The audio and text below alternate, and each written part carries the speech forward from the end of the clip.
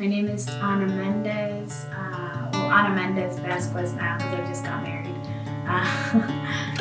I was born in Guatemala when I was born in Guatemala, but I came to the United States when I was 5. My mom came from a poor household, but my dad, he was like middle income in Guatemala, so he did go to high school and he graduated college, I believe, with an accountant's degree.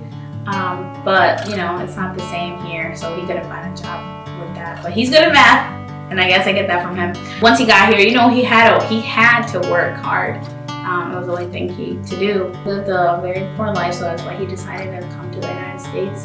And I remember we had no floor, like the dirt was our floor. But my dad used to send money to my mom. She would save money up, and we eventually were able to get a bed. He left when I was 1, when I turned 1 exactly, and then we came up here when I was 6, so it was about 5 years. Yeah. Back in the day, there was no phones, or like phones were only for wealthy people. So my dad used to call my mom like every 2 weeks to check up. So yeah, you know, when I came to the United States, because I hadn't seen my dad in so long, I didn't know who he was. So I mean, I spoke to him on the phone, but I didn't know him by face. And you know, they could only call like every 2 weeks, and so I didn't have a picture of him either. Someone just gave me to my dad, and my mom was like still, crossing the border. So I was all by myself when I came here, and meeting my dad. And I still remember that day. It was he made me. He didn't know how to cook, so he was like, "What do you want to cook? What do you want to eat?" And I was like, "I don't know." He's like, "I'll make some eggs." He made my eggs. That's all I remember. When I was in school, I would work so hard, and I would still not get as good enough grades as someone else. And I would just put myself down because of it. I didn't grow up around English speakers, just Spanish speakers, so I had to learn English and the rest of everything, like ELA, literature, science, everything in English. So it was twice as hard.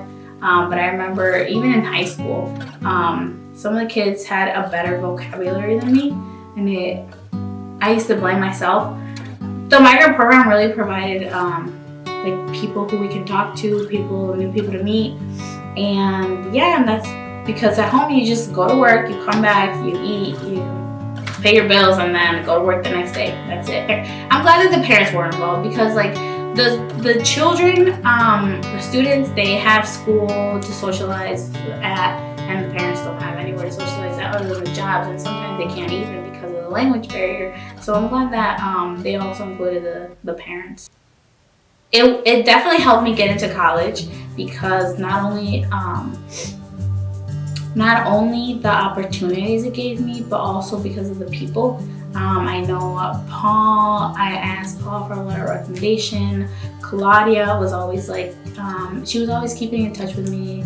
She was always like, oh, here's these opportunities for scholarships, here's things like that you might be interested in. Stacy, I asked her for a letter of recommendation. She was great. Oh, I love Stacy.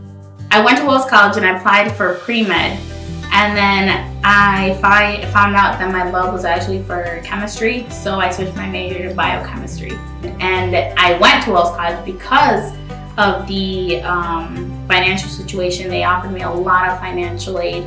I did get a scholarship from the Migrant program, and that was handed to me at I think it was the graduation event. So I was so grateful for that. It went to books and buying a new computer. Okay. And I still have the computer to this day. It's not even about myself. It's more of, I know that my parents went and they were so proud of me. It's more of like making them proud. Yeah. It goes towards a milestone that a migrant student has achieved. It reassures them that they're on track, and even though they're working twice as hard or 3 times as hard, that they can achieve their goals, even though it's slow and one step at a time.